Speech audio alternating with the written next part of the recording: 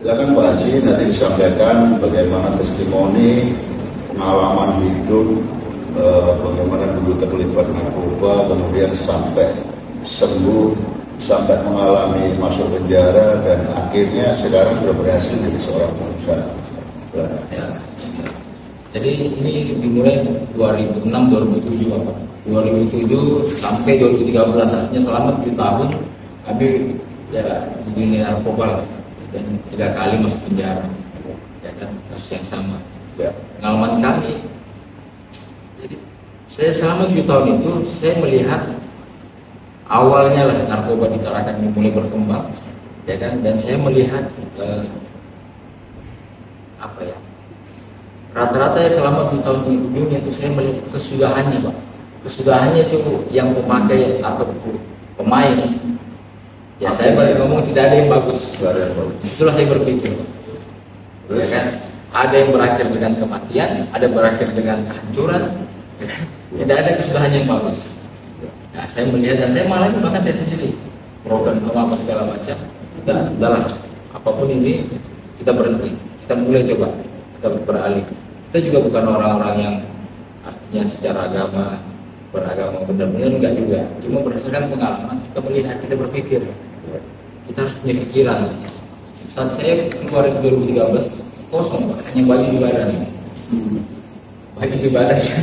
Tadi kita melihat potensi, khususnya Tarakan inilah Kaltara.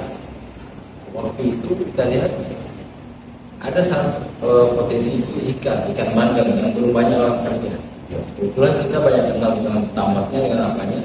Kita mulai lagi itu berintis. Jadi ada anak napi nih yang tadinya itu waktu itu masih banyak anak kapal illegal logging Pak. Illegal logging kan. Jadi illegal logging itu sebelum 2007 banyak yang ditangkap nakoda dari Banjarmasin, dari Samarinda. Itu kita berdayakan Pak. Jadi membawa ikan, bawa kapal, kita tawar. Dengan tentunya untuk mencoba bertahan untuk menjadi sembuh itu kan tidak semudah yang kita pikirkan. Nah, bagaimana waktu itu ketemu dengan Pak Kepala BNN yang Pak Rudi, kemudian mencoba diberikan pembinaan, ya, perannya seperti apa? Ini sinergi lah Pak ya, sebenarnya sinergi antara ini, kita komunikasi pemahaman gitu Pak. Ya kan, pembinaan kan. Akhirnya dengan lapangan dan dengan dibutuhkan dengan secara teori lagi kita berpikir Pak, ini obatnya narkoba ini pikiran Pak, pikiran ya kan. Kalau kita sudah mulai berpikir, disitulah awal mulanya itu.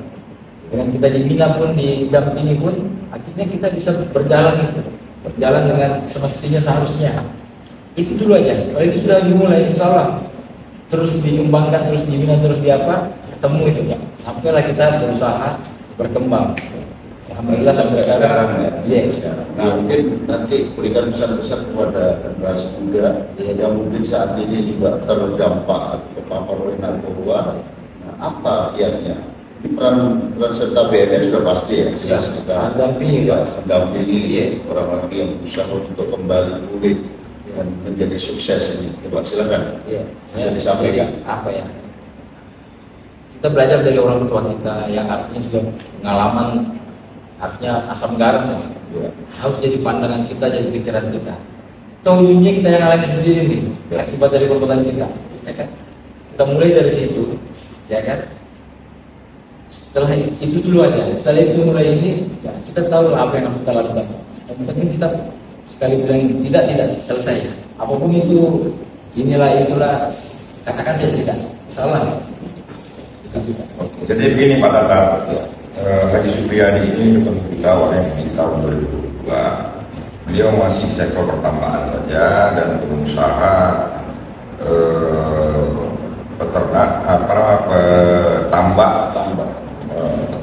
yang juga tadinya sedang narkoba. Terus kemudian setelah itu kita ajak pemahaman mereka untuk lurus, berhenti, dan sudah berhenti ternyata. Dia bangun masjid ternyata. Nah, tapi orang kan nggak boleh dibiarkan terus, karena kenapa? Godaan untuk kecandu sama ketemu teman-teman lama kan itu masalah besar.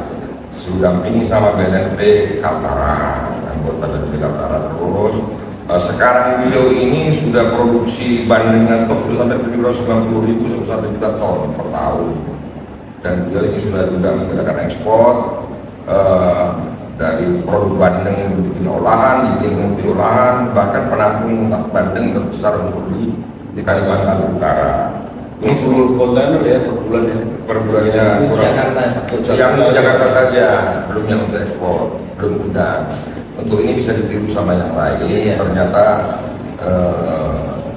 bagi saudara-saudara yang terdampak narkoba masih bisa pulih dan bisa meningkatkan jati dirinya. Dan pasti banyak jalan, paling sumber daya alam Kalimantan Utara ini juga luar biasa. Kira-kira seperti itu. Terima kasih. Jadi semua mungkin ya, asal ada kemauan dari diri sendiri. Nah, ini para pemirsa, sebuah kesaksian dari mantan pecandu yang sembuh dan akhirnya sukses menjadi seorang pengusaha. Kita berharap yang lain melihat ini dan bisa menjadi sebuah inspirasi bagi kita semua. Salam sehat tanpa narkoba. Salam sehat. Ya. Udah.